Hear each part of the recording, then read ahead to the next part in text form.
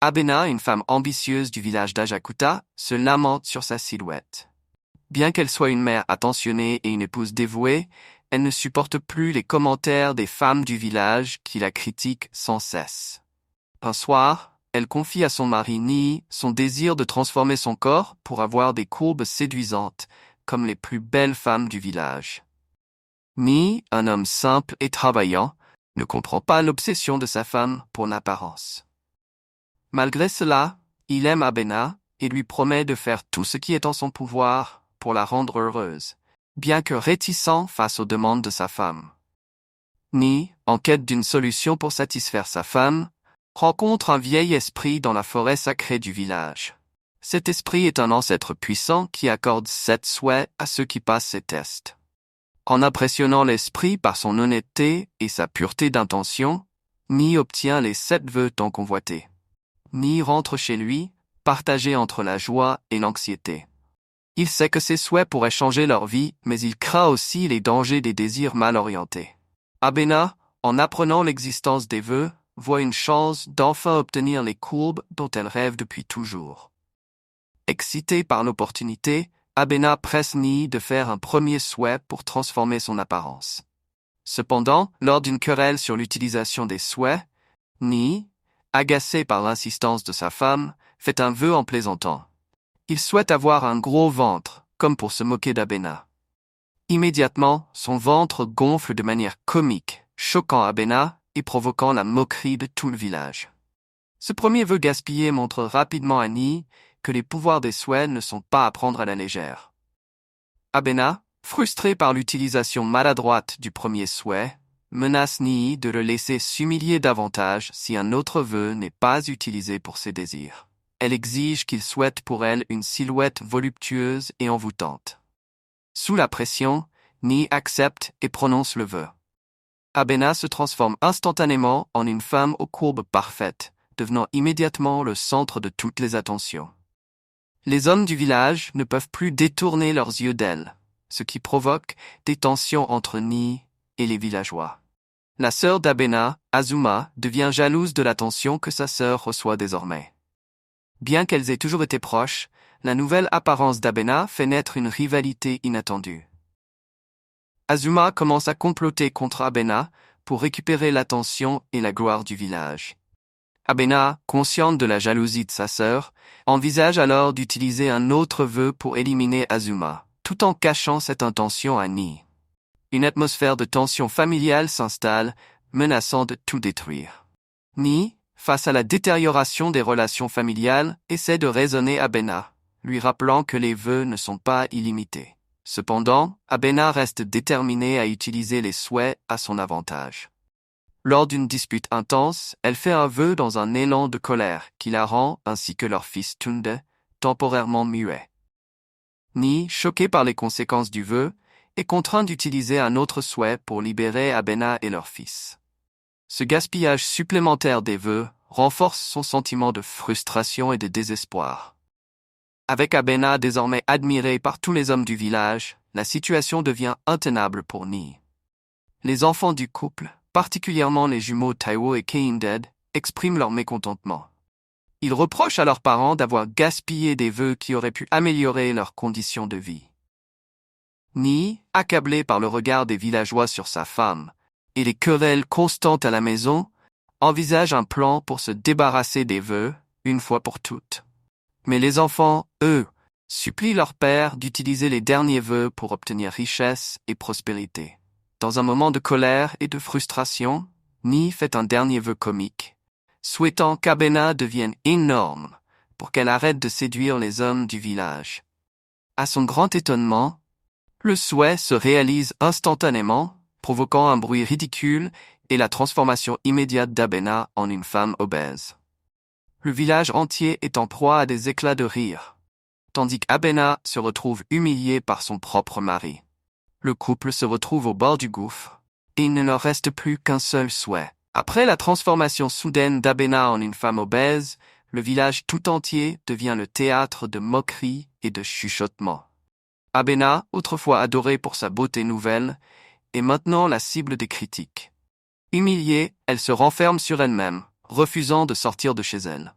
Ni, conscient de la gravité de son vœu mal avisé, tente de se réconcilier avec sa femme. Cependant, la blessure est profonde. Abena reproche à Ni de ne jamais avoir compris ses désirs et de s'être moqué d'elle lorsqu'elle ne cherchait qu'à améliorer leur vie. Bien qu'elle soit fâchée, Abena commence à réfléchir à sa propre responsabilité dans cette histoire, se rendant compte qu'elle aussi a mal orienté leur choix. Pendant qu'Abena reste confinée chez elle, elle passe du temps à réfléchir à tout ce qui s'est passé. Elle se souvient de la jalousie d'Azuma et des paroles cruelles qu'elle-même a pu prononcer par ambition et vanité. Abena réalise qu'elle a laissé ses désirs matériels et superficiels prendre le dessus sur l'amour et le bonheur familial. Pendant ce temps, Ni se confie à ses enfants, Taiwo et Kehinde, sur les erreurs qu'il a commises en cédant à la pression.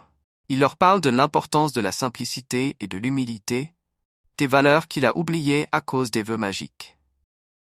Un jour, Ni rencontre un vieil homme aveugle au bord de la rivière. Cet homme, vénéré par le village pour sa sagesse, demande de l'aide à Ni pour trier des pièces de monnaie qu'il possède.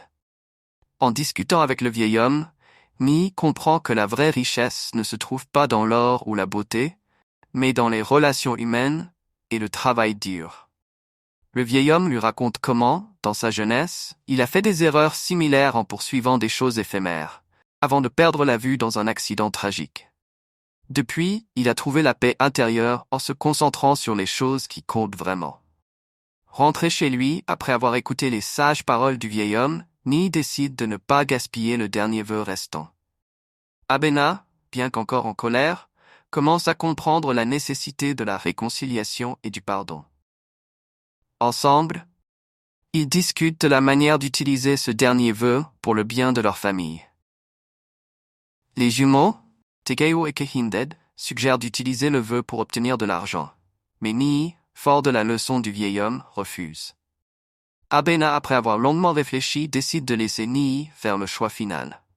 Ni utilise le dernier vœu pour restaurer la santé et le bien-être de sa famille. Il demande que leur situation financière s'améliore légèrement, juste assez pour qu'ils puissent vivre confortablement, sans excès. Il souhaite aussi que la relation avec ses enfants et Abena soit renforcée, car il comprend que c'est là que réside leur vraie richesse. Le vœu se réalise doucement, apportant des changements subtils dans leur vie. Ils ne deviennent pas riches du jour au lendemain, mais leur quotidien devient plus stable, apaisé et heureux. Abena retrouve son apparence normale, sans courbe exagérée, et apprend à s'accepter telle qu'elle est. La tension entre Abena et sa sœur Azuma continue d'exister. Cependant, après avoir retrouvé la paix intérieure, Abena prend l'initiative de réconcilier leur relation. Elle se rend chez sa sœur et lui demande pardon pour son comportement passé. Azuma, bien que surprise, accepte ses excuses, reconnaissant elle aussi qu'elle a laissé la jalousie influencer ses actions. Les deux sœurs se promettent de se soutenir mutuellement, peu importe les difficultés futures. Ensemble, elles rétablissent des liens qui avaient été endommagés par l'ambition et les rivalités. Ni et Abena, après avoir traversé ces épreuves, commencent à travailler ensemble pour améliorer la vie de leur famille. Ni reprend son activité de cultivateur avec un nouvel élan, et Abena, malgré ses anciens rêves de beauté, décide de se concentrer sur ses enfants et sur la gestion de leur foyer. Taiwo et Kehinde, quant à eux, se montrent plus matures, ayant appris des erreurs de leurs parents. La famille retrouve un équilibre qui leur avait manqué, et les querelles passées semblent désormais loin derrière eux. Le village, autrefois moqueur et plein de commérages, commence à remarquer les changements chez la famille de Ni. Les villageois, qui étaient fascinés par la transformation d'Abena, sont maintenant impressionnés par la manière dont la famille a surmonté les difficultés et les humiliations. Les hommes qui auparavant n'avaient Dieu que pour Abena, commencent à respecter Ni pour sa sagesse et son humilité. De plus, Abena, en retrouvant son apparence naturelle, gagne le respect des femmes qu'il avait autrefois critiquées. Avec la fin des vœux et la réconciliation familiale, la vie de Ni et Abena reprend son cours normal, mais avec une nouvelle perspective. Ils comprennent maintenant que les choses simples, comme les repas partagés en famille ou les moments de complicité avec leurs enfants, sont bien plus précieux que l'argent ou l'apparence. Chaque membre de la famille a grandi à travers cette expérience. Et ils sont désormais plus soudés que jamais. Teiwo et Kehinde, qui avaient autrefois rêvé de richesses rapides grâce aux vœux, apprennent à apprécier le travail acharné et la patience. Leur père, Ni, prend le temps de leur enseigner les valeurs du respect, de la persévérance et du courage face aux défis de la vie. Les enfants, conscients des erreurs commises par leurs parents, promettent de ne pas suivre le même chemin et de travailler dur pour bâtir leur avenir. Les années passent et la famille de Ni et Abena voit une lente mais stable amélioration de leur vie quotidienne. Grâce au travail acharné de Ni dans les champs, ils réussissent à acquérir un petit lopin de terre supplémentaire, ce qui leur permet de cultiver davantage et d'assurer une meilleure subsistance pour leurs enfants. Abena, quant à elle, devient un pilier de la communauté, aidant les autres femmes du village avec sagesse et humilité. Leur réputation change également au sein du village. Ce qui avait commencé comme des moqueries s'est transformé en respect. La famille est maintenant vue comme un exemple de persévérance et de réconciliation.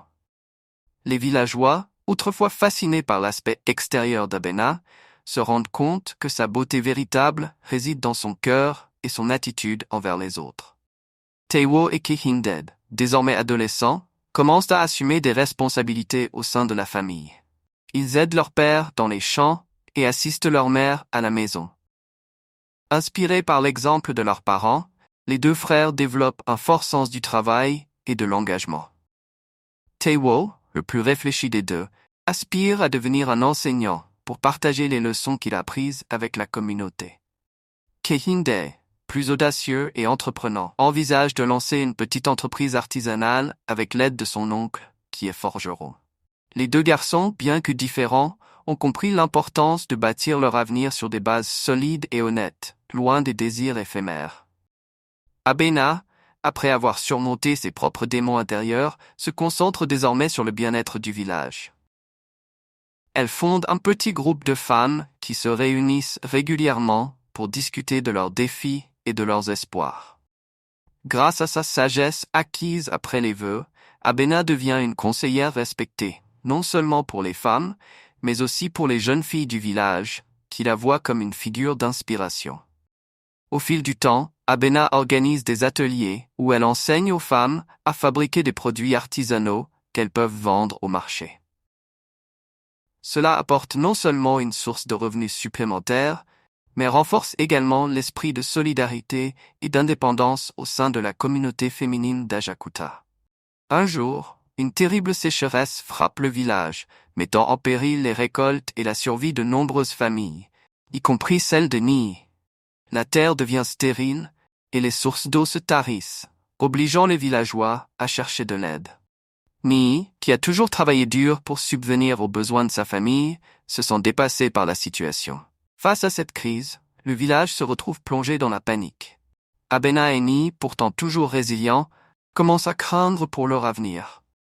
Les souvenirs des vœux gaspillés refont surface.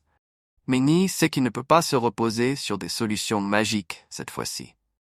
Au lieu de se laisser abattre, Ni et Abena prennent les devants et mobilisent les villageois pour affronter la sécheresse.